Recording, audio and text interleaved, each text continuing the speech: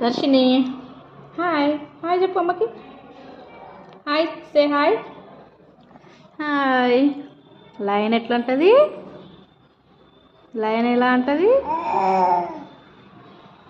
మళ్ళీ మళ్ళాను మరి డాగ్ ఎట్లా ఉంటుంది ఎట్లుంటుంది డాగ్ ఎట్లుంటుంది డాగ్